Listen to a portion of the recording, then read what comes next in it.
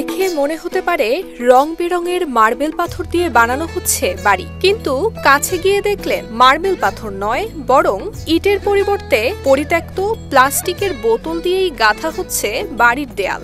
চোখ কপালে ওঠাটাই স্বাভাবিক।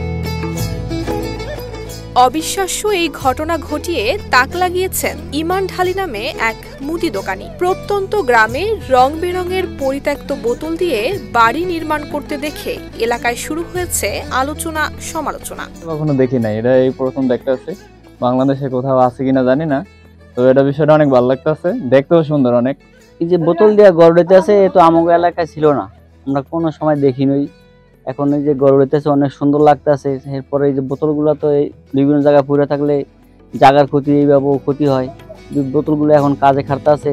শরীয়তপুরের গোসাইরহাট উপজেলার কুচাইপট্টি ইউনিয়নের প্রত্যন্ত গ্রামাঞ্চল চর মাইঝারের বাসিন্দা ইমান ঢালি। প্রায় 1 বছর আগে তিনি ইউটিউব দেখে জানতে পারেন পরিত্যক্ত প্লাস্টিকের বোতল দিয়েও ঘর নির্মাণ করা যায়। শিয়া বাটার ও ভিটামিন ই সমৃদ্ধ লিলি হালাল বিউটি সোপ, তারুণ্যময় উজ্জ্বল ত্বকের জন্য, যা দেখতে অত্যন্ত সুন্দর, টেকসই এবং পরিবেশ বান্ধব। এরপর তিনি প্রায় 1 বছর ধরে স্থানীয় এবং আশপাশের বিভিন্ন বাজার থেকে প্লাস্টিকের বোতল সংগ্রহ করার পর ইব্রাহিম নামে স্থানীয় এক মিস্ত্রিকে নিয়ে শুরু করেন বাড়ির নির্মাণ কাজ।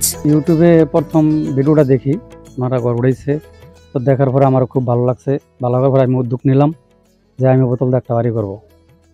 তারপরে গোসারার থেকে বোতল ক্রয় করলাম, আবার আমার নিজের দোকান আছে, দোকান থেকে বোতল একখানা করলাম। করার পরে আর কি মিস্ত্রির সাথে আলাপ করলাম যে ভাই কিরকম কি হবে। ওনারা বললো যে না, ভালো হবে। এই বিল্ডিংটার ভিতরে হলো গরমের দিন হইলো ঠান্ডা লাগে, ঠান্ডার দিন হলো গরম লাগে।